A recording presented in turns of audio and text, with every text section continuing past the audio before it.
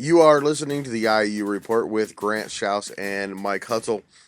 A couple of days late this week.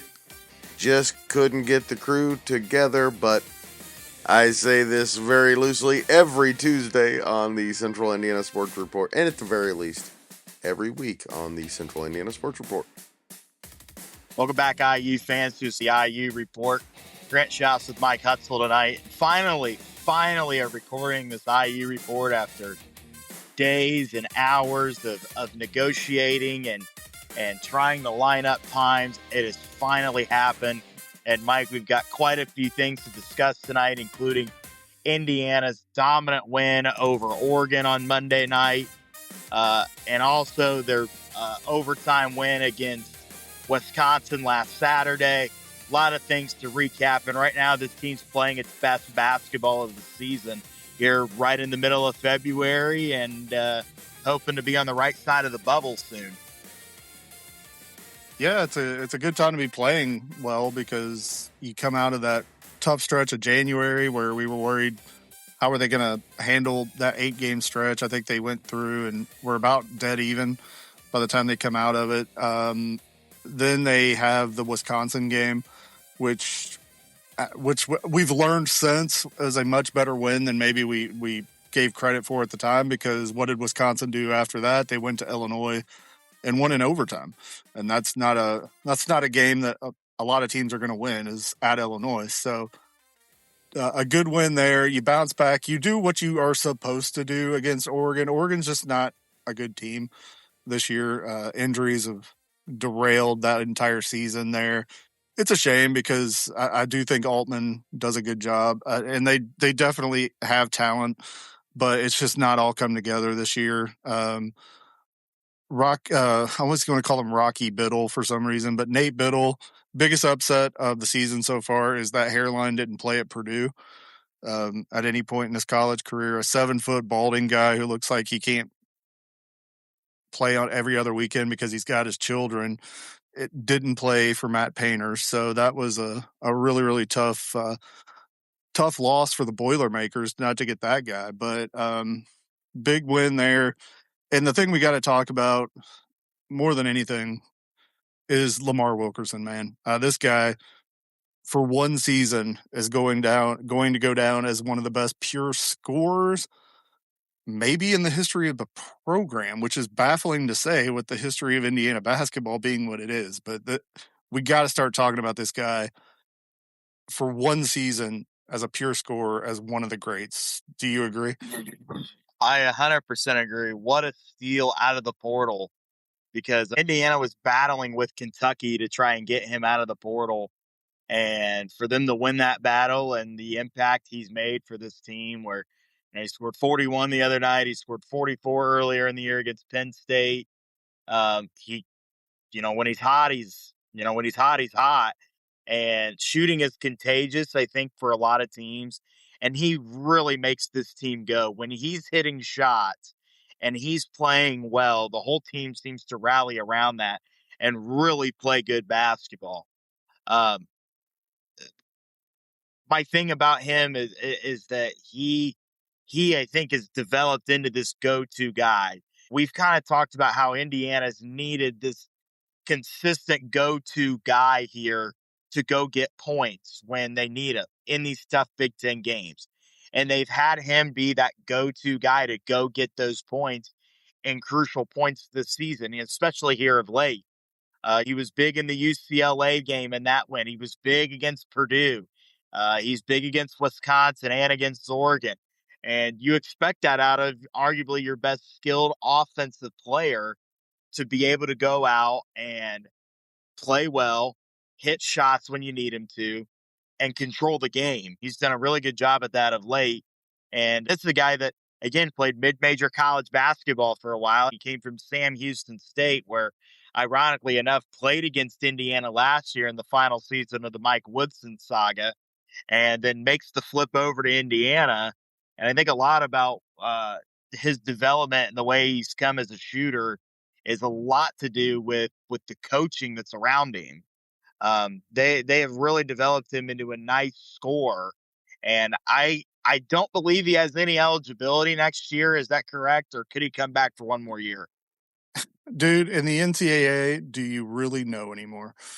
That's a good point. They I may never really thought of that. find that he didn't take a class his sophomore year, and so that year doesn't really count academically.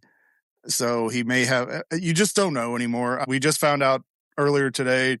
Trinidad Chambliss had his tonsils taken out a few years ago, so now he gets another season at Ole Miss.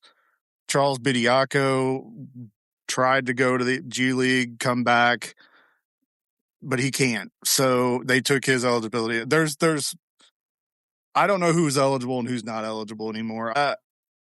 I talked to Greg briefly during this week, and whenever you get put on a list, there's certain names where if you hear that this guy did something that hasn't been done since another guy before him did it. If you're an Indiana player and they put you on a list with George McGinnis, if you've done something that hasn't happened since George McGinnis played, which is like 2 conference 40-point games in the same season, uh, you pay attention to that. That's a name that draws eyes. Don Schlunt. Don Schlunt, not a guy a lot of Indiana fans know, but he's probably one of the greatest players in the history of the program. But he also played when Purdue was claiming national titles, I think, back in like 1907. So not a lot of televised Don Schlunt highlights out there, but he was a pure scorer. You know, he was a guy who put up huge numbers at Indiana, and Lamar's going on list with Don Schlunt. So you notice things. Calbert Cheney is the Big Ten's all-time leading scorer, and Lamar's doing things that Calbert Cheney didn't do in his time in Bloomington. It's crazy that this kid has come in, and we saw it. And like Grant said, he played at Sam Houston State last year, and I think he had 10 threes in the game at Assembly Hall. So we were familiar, and there was a reason everybody at Indiana wanted this kid, because we saw it firsthand. And thank God for Mark Pope taking him to see Horsies when he was down in Lexington, because the pictures that you saw of Lamar on his recruiting trip at Keeneland in Lexington, which I think would be a slam dunk for UK fans, but for a UK, but Lamar just did not seem like he was feeling it at the racetrack that day. And I think Indiana's money came through a little bit higher than what Kentucky was willing to do, which is baffling because I know what Kentucky spends on a roster. But that's just a huge win. It's a huge development piece for DeVries to come in and say, look, I got this guy from Sam Houston State. He became a second team all Big Ten guy, probably is what he'll end up. Maybe a second round NBA draft pick. He did something similar with an Indiana high school kid, Javon Small, at West Virginia last year. Got him into the second round. He's showing that he can take a talented perimeter player, develop him for one season, showcase him for one season, and get him an opportunity in the NBA that maybe you didn't know that they were going to have. And I think this is a huge recruiting piece for Darren DeVries. I think it's a huge developmental piece for him to display. And quite frankly, this team is not anywhere near where it is without getting Lamar Wilkerson. So this has just been such a huge addition and such a huge season for Indiana because of what this guy's been able to do. Again, I feel like we talked about it a lot on this one, and I think we've said it in the past, is that the guy was an absolute steal. Kind of flew under the radar out of the portal last year, and for him to come in and do what he's done has really been incredible. I like where the program's at right now. You can see this team right now, Mike, is playing really good basketball. They're figuring out how to play with each other. They're figuring out how to win games. They're figuring out how to fight through adversity. And that's what teams that go into the NCAA tournament do. That's what teams that win a game or two in the NCAA tournament can do, is they can find ways to win games in high pressure situations and close them out and do their job down the stretch. And that's what this team's doing right now. And I don't want to jinx it. I know they've got a big one with Illinois on Sunday. Then they go to play Purdue. and then you close it out with Northwestern, Michigan State, Minnesota. But my gosh, this team really has an opportunity down the stretch here to play itself onto the right side of the bubble if they're not already there, into the NCAA tournament right now. And I can't believe I'm saying this, but for the first time in a few years, this team has been fun to watch. This program has been fun to watch recently. Yeah, it really has. And I think like one thing that stood out to me, and Grant, you were at the game, so was I, and I've heard people talk about it. There was a moment in the second half of that game where it kind of hit me that this team has bought in to Darren DeVries, and it kind of maybe felt like for the first time all year where I felt, okay, this team is fully together. They're with their coach. It's Lamar gets the ball. It's the second half. Indiana's got the lead. They're expanding on a 6-point halftime lead. Lamar gets fouled hitting a three. And DeVries is on the court getting Lamar off the court, like picking him up and like high-fiving. And this is what we do. This is what we do. He kept saying it. And like the excitement that the team displayed, the excitement that the coach displayed, and they've all bought in. In the NIL era, you just don't know what you're going to get. Are you going to get a bunch of guys that are there for a paycheck? I think to some degree, everybody wants to criticize Woodson's last team, but there was a big part of that with that team. It just kind of felt like a team that was cobbled together with money. There wasn't a lot of pride. There wasn't. How many videos did we see last year of Umar Ballo just kind of half-ass bending over, trying maybe to try to get a loose ball, but darn it, he didn't get it. And I'm not going to sit here. There's people that is like, well, this guy was at the casino in the Bahamas and this guy was I was like, I'm not here to trash guys. But sometimes it's pretty obvious what the motivation is for being involved. I don't know that the buy-in was full for anybody on last year's team. If the checks didn't clear, I don't know that they would have been showing up. This team, not to sound like your uncle on Facebook that says, I love this team for playing for the front of the jersey. It's not always that, but I do get the sense that this is a team. This is a group of guys that like playing together. This is Connor Enright just busting his ass and being a freaking public nuisance every time he takes the court. And if that guy played at Purdue, I would freaking hate every bit of everything that he's ever did. He would be Chris Kramer to me. But the fact that that guy's on our team, I love it. And they've come together. And since he's taken over as the starter, and they've played so much better. And this isn't a trash Tate Connor way. I just feel like the offense moves better with one point guard on the floor. So they've got to figure out a way to make that work. Just, maybe if Connor doesn't play 38 minutes a game, that may not be the worst thing, but I don't think you can ever go back to the 2-point guard lineup that didn't seem to really mesh as well. But Lamar, he's going to be a beloved player. Tucker, I think we all thought was going to be a better scorer than he has been, but that guy's played his ass off, and he's been a great facilitator. He's had a lot of games of 5+ assists lately. He's been a much better player overall. I think a lot of Indiana fans thought, okay, this guy's going to be a 24-point a game, 20-point a night guy, and he's going to hit 4 or 5 threes a game. That's not necessarily what he's been. He's been a guy who makes a tough play that you don't really think he's going to make. He gets a rebound that we probably didn't expect him to be the guy that's going to get. And I'm not going to say he's a hard-nosed guy, but he does seem to be a guy that brings the team together, kind of holds it together. And just overall, it's been a fun team to watch. At the beginning of the year, we all kind of rolled our eyes. Football season was going on. We didn't really have to pay attention. But since football's ended, this team's done a lot of things to earn goodwill and earn the trust of the fan base. I'm with you. I hope it continues. I hope this ends up being a tournament team. I think that's a huge win for DeVries in his first season. And right now, with the path they're on, I think that they are. This is not a situation that I think Indiana is getting the best possible scenario to walk into. on Sunday. Illinois, a top 5 team in the country going into last weekend, played at Michigan State, suffered a tough overtime loss there. They come back, they play Wisconsin. Wisconsin kind of has to feel like they stole one the way they feel like Indiana stole one from them. So Illinois they go on the road, beat Illinois. So Illinois is coming into a game on Sunday on a 2-game losing streak. And this is not a team that is expecting to lose a lot of games. They're the I'll just say it, they're the Euro trash of the Big Ten.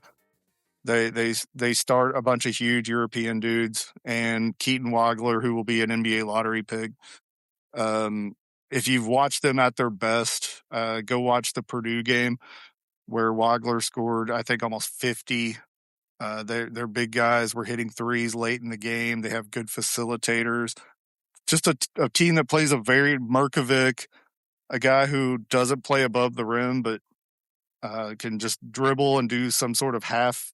He looks like he's playing YMCA ball at age about 43, but it's effective. Everybody on this team does its role and does it well. They got a kid out of Cathedral who's a dead-eye 40-some% three-point shooter.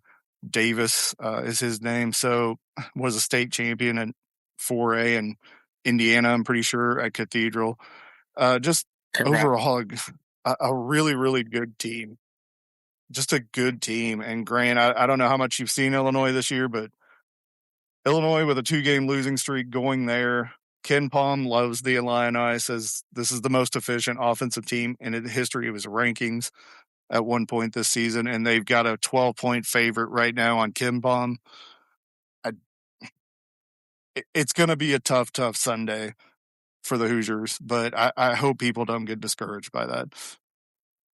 I just hope they do not come out, Illinois. I hope they do not come out and play the way they did against Purdue, or it's going to be a long Sunday afternoon for IU fans. In Champaign, you have a national television spot on CBS.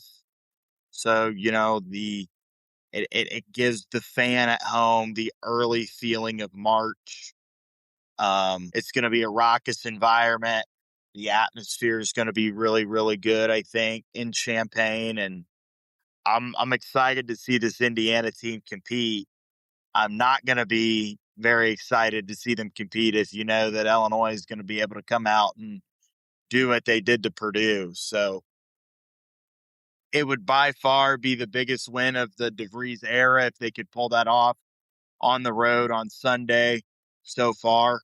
I wanted to make a point on what we were talking about earlier before I got kicked off and disconnected because my phone hates Riverside for some reason, is that especially in college sports, your team really reflects how your coach acts and how your coach is. That's any sport. That's basketball. That's football. We saw it with Indiana football. The way Kurt Signetti acts is the way the team kind of played, right? And your coach is kind of the face of your program, unless you have like an unbelievable player like Cooper Flagg was the face of the Duke program. Wasn't really John Shire, but more times than not, your coach is the face of the program. How your coach behaves, how your coach acts on the sideline, how he conducts himself reflects back to your program. And Indiana, I think the basketball program right now, as of right now, as we're recording this in February of 2026, the program reflects the way Darren DeVries acts, which is, again, I think the guy is a normal guy. I don't think I don't think his ego is as big as the state of Indiana like Mike Woodson's was. I don't think he's a little short elf with little man syndrome like Archie Miller. And I don't think he's a barking seal like Tom Crean. I think he's a normal dude that's coached basketball, that has a good personality, really loves the game, embodies the game, cherishes the game, I think is what's big here. And he and his behavior reflects the way Indiana basketball has needed to reflect. It doesn't need to be in the spotlight for the negative reasons like it has been in the last 10 years, where you're firing a coach constantly. You're playing down to your competition in non-conference play. You're losing to bad Big Ten teams. In my opinion, I think that his behavior reflects the way this program should be. And I really do think he's got this team where it needs to be, and he's going to get him there. You made the point about Umar Ballo earlier and Trey Galloway. And Trey Galloway was the white dude that played high school basketball in Indiana that fit the mold of what we all think an Indiana University basketball player should be in a way. Him and Anthony Leal, the hometown kid. Those guys, I mean, cool. They're from Indiana. They play at the state school, but like, were they that fun to watch? Could you really stomach them that much? I think that Indiana's got guys here who we talked about it before the Purdue game, where I don't know if they understand the heritage and the rivalry because they're not Indiana kids. And I can't believe I'm saying this, but that may be what this program has needed, is guys that really haven't known the expectations from this program are coming from other programs with a different expectation than Indiana basketball, and are just like, yeah, I mean, we're just doing what we're doing. I mean, we're buying into what Darren DeVries is telling us, which, again, you're right, Mike. You can see it going back to what you said about how you can see this team is buying in or has bought into what he's been preaching. And again, you could not be peaking or playing basketball at a better time. You know, we saw this team play really, really well at the start of the season. They beat teams the way they're supposed to beat them, like the Marquette game, the Kansas State game. Then they took the slide. They lost to Louisville. They lost to Kentucky. They lost a couple Big Ten games that they shouldn't have lost. They blew the Nebraska game. Those games only make you better down the stretch. And I think that Indiana is going to be able to work through that. I think they're going to be able to play their best basketball here and continue to keep their foot on the gas. And it's going to be a big opportunity Sunday over there in Champaign to do so. Maybe playing at Champaign isn't the worst thing. I do know that their 2 conference losses have come at home. They've done all right. 2 of their 3 conference losses have come at home. They've been a really, really good road team this year. They've won at Mackey. They won at Nebraska. They went to overtime at the Breslin Center. So yeah, they their home losses: Wisconsin in overtime and Nebraska in December. So they're a good team. There's no downplaying how good this Illinois team is. I called them Euro trash, but they're definitely built off European based. The Ivisic brothers, Merkovic, Stojakovic. Even though his dad was an NBA player, he's obviously not. He's a Balkan, so by birthright. So, and Underwood's on record. He's like, I love recruiting these Euro guys because they come in with a different mindset than a lot of American youth players do. They there's just a different mindset that they have. They've not spoon fed everything the way a lot of American high school kids are these days. So I think you guys have now talked trash about American kids, Europeans, and John Shire. Well, John Shire sucks. So quick questions real fast. Mike, first of all, do you remember the Nick Anderson, Jay Edwards game? I mean, do I remember it? I've seen plenty of videos of it. On the list of worst moments at Assembly Hall that's ever happened. I was pretty young when it happened, so I'm not going to sit here and pretend like I was molded by it. But it's definitely not a good memory for Indiana fans. So we'll just, yeah. One of the greatest games I've ever seen.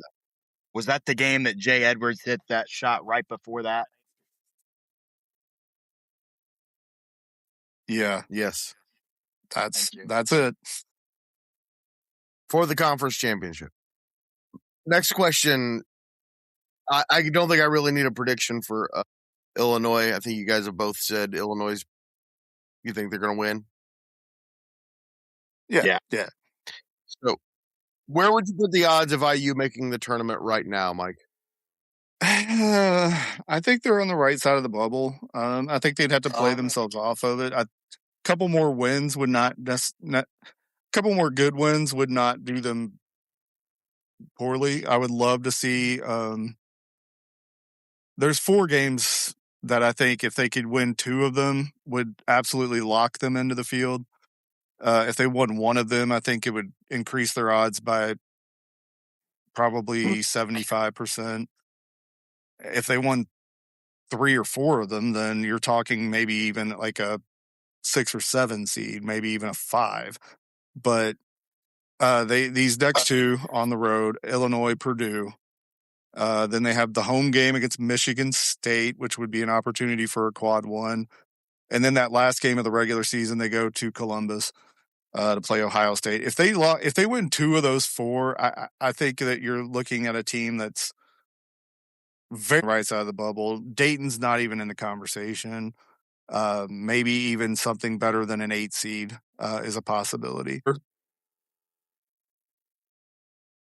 You only win 1 of those 4. I still think you're probably going to get in, but you're probably looking at that 8, 9, 10, possibly Dayton track. Win 2 of those 4, get a Big Ten tourney win, and then we sit home uncomfortably on Selection Sunday. Oh, and also sorry, Grant, I don't want to cut you off, but don't lose to Northwestern or Minnesota at home. I just want to see this team in the tournament and win a game or 2. I don't believe Indiana's been to the second weekend in over 10 years. Well, I know they haven't. So that would be major strides with this program in the first year with Darren DeVries. Now, if you're going to be an 8 or a 9 seed and win a game in the tournament, there's no question you're going up against a 1 seed in the second round. So the task would be tall. Grant, that's not always the case. I do remember a team. I do remember a team a couple of years ago being a 1 seed and losing to something called Fairleigh Dickinson. So I'm glad you brought that up because I did want to segue. You're not guaranteed anymore to play a 1 seed in the second round. I do want to make that notation. So you go ahead and finish what you were going to say. Well, Mike, I only said that because I wanted to throw you that lob to Thank you.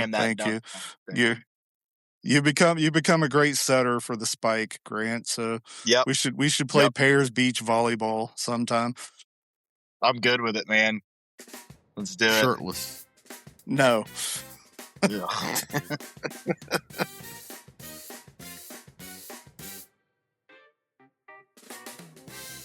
Well, Indiana will be unveiling a new statue of Bob Knight at Indiana University next year. Later this year, next season, I should say. And it's about time. I'm not necessarily shocked that they're doing it.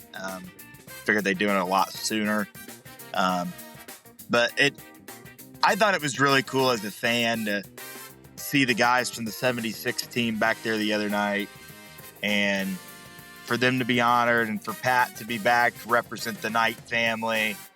And just a really neat experience. That statue is going to be sweet. I'll be curious to see how they sculpt that thing and what it's going to look like.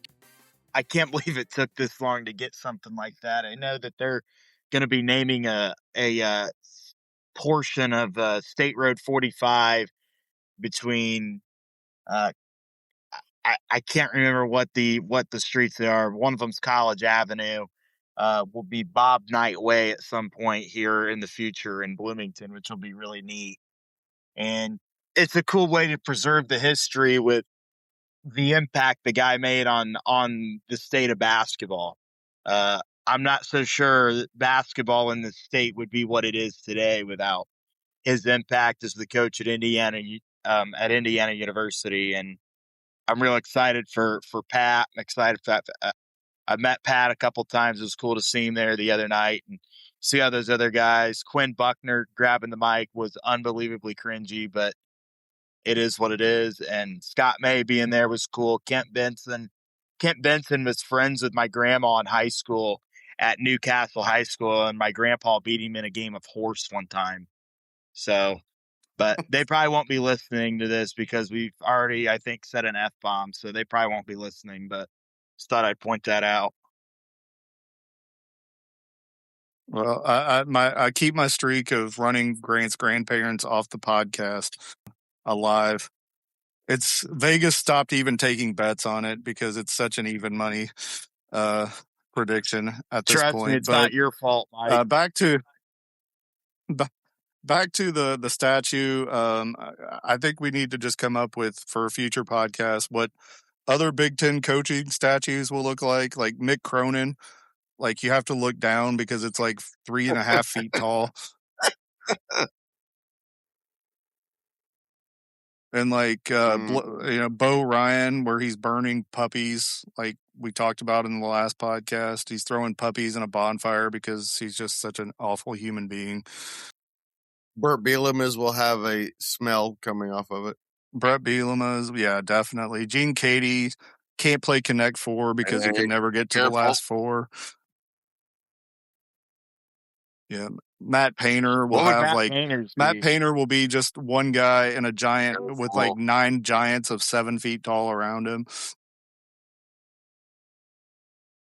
Or probably a cheerleader next to him or something like that. Yeah, like the cheerleader he left his wife for, proposing to her. So, yeah, awesome. Bruce Weber, he'll be crying in a fetal position somewhere because that's what Bruce Weber did for his entire coaching career. Greg, you got anything else you want to add to this, Greg? Tom Izzo. Tom Izzo. Wow, I have to think about that one. Steve Fisher. It's like the statue gets done but it was started by somebody else. He just had to finish it. Lou Henson. Oh gosh, a bad haircut Juwan Howard and a statue. Him slapping someone. Clem Haskins. Somebody else actually built the statue other than who said that they did it. Kind of like his players did with their reports for years. Joby Halls is handing out cash. Joby Halls it's actually an ATM. You go up to it, it gives you money.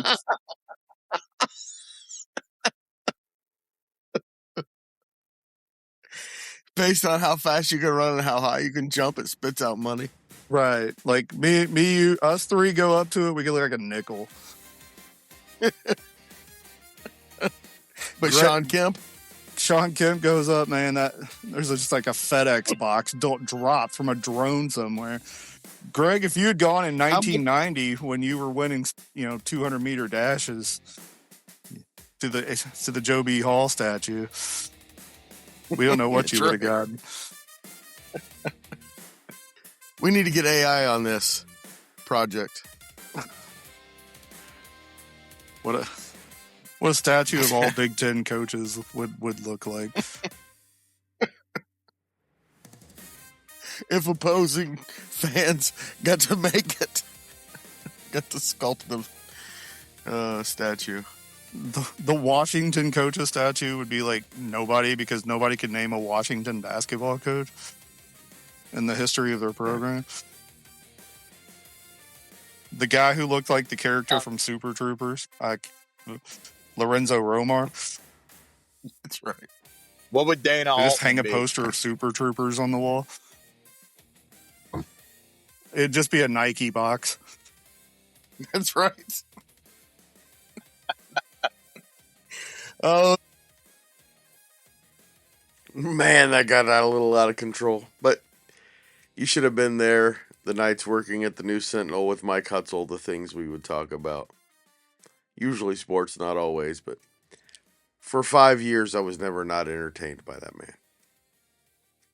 Thank you so much for listening. Please join us again next Tuesday for the next Central Indiana Sports Report, hopefully.